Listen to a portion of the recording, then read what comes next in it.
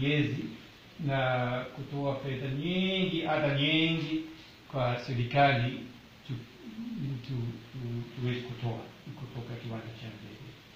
Kwa hiyo bado imeleta shida kupata vifaa kutengeneza miguu bandia, na tunajaribu sasa kupata kwa nchini, sio kutoka nje.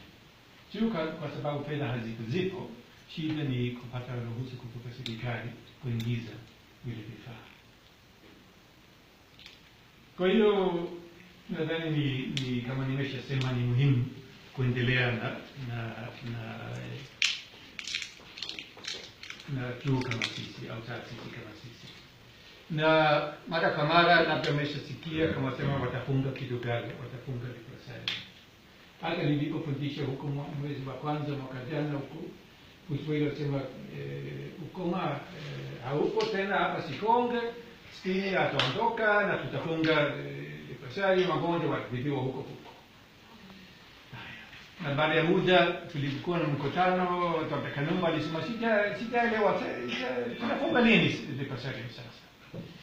Kwa sababu wanajua hawajui kama hii kama taasisi ya rufaa kwa eneo kubwa. Tunaweza kusema Tanzania Magharibi hakuna sasa mahali kingine kuliko sisi, na kiasi kidogo kuna ndoto. Na kuhusu fedha, huwa hatupati fedha kutoka serikali kuendesha. Huku kambini zile fedha zinatoka Denmark, wilaya kaskazini, na BDM, nasikia ni kuna nini sasa natoka na kuingia, natoka kuingia, kuna nini? Unawipangia simu mara moja. Hapana, kaa hapa. Zima simu kabisa. Sawa. Na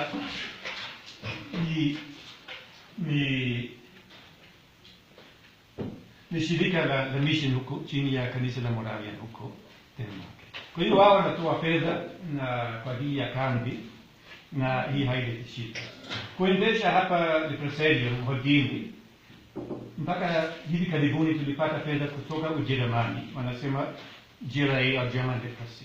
Sasa wao wameshaanza kupunguza fedha, na wanasema mwaka huu itakuwa mwaka wa mwisho kutoa fedha. Inawezekana akifika huyu Bochat, mwingine umeshamwona, kama inawezekana kwamba tunaweza kupata tena kidogo labda kuwalisha wagonjwa. Lakini tunaendelea kufikiria kama wakikata kabisa fedha kwa ajili ya Librasali, tutafanya nini? Labda wale BDM tunaweza kuomba tena. Mwaka huu niliomba kama milioni 3 au kitu au zaidi, na milioni 5 waongeze kwa mwaka huu ili tukava hii gap, kwa sababu wale wa Jerumani wamepunguza na wamekubali. Tena tunapata kidogo fedha kutoka kwa mfano Uingereza. Kuna kanisa la Moravian huko, mara kwa mara wanatoa kidogo. Kama kanisani au watu binafsi, au unajua kuna kitu ambacho kinaitwa Sikonge, na kuna wagonjwa wa ukoma na walemavu. Kwa hiyo inaweza kwa mtu binafsi labda anaweza kutoa 100,000 au kitu kama hiki, au kanisani au kwenye ushirika wanatoa fedha kidogo wanatuma. Kwa hiyo mara kwa mara zinaingia fedha 100,000, 200,000. Zile fedha pia tunatumia kwa mfano kama kuna ukarabati wa umeme, kununua mabalbu na kumlipa fundi bomba, na kama dawa tukikosa kupata dawa kutoka General, lazima tafute fedha. Kwa hiyo fedha zinatoka kutoka Ujerumani, Uingereza.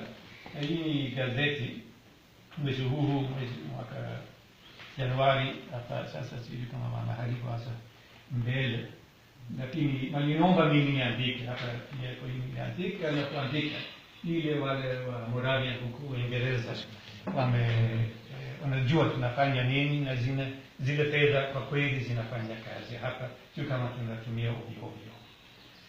Na tena tunapata kidogo au kiasi kutoka tena Uingereza, inaitwa The Little Way, ina maana kama njia ndogo, na ni tangu wakati wa marehemu Kwenye.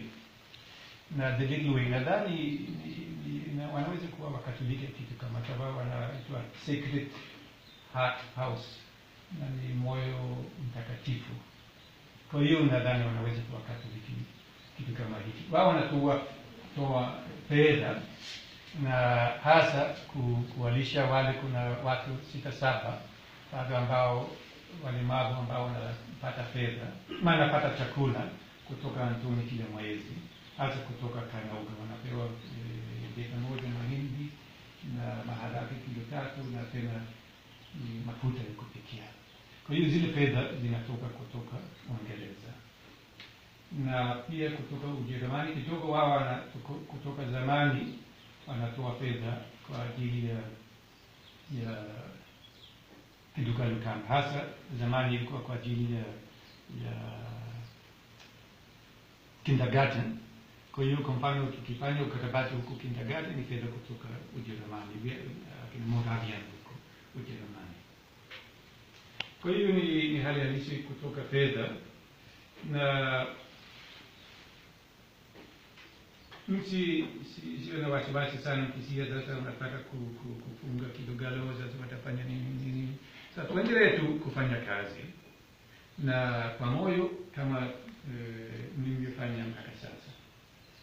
Na hii shida ya tunapata fedha kutoka wapi na wapi, ni sisi uongozi tutaangalia pamoja na hospitali tufanye nini. Kwa hiyo nataka kuwashukuru kila moja kwa kazi na yenu kwa mwaka jana. Kila moja alifanya vizuri na tuendelee hivyo. Asante.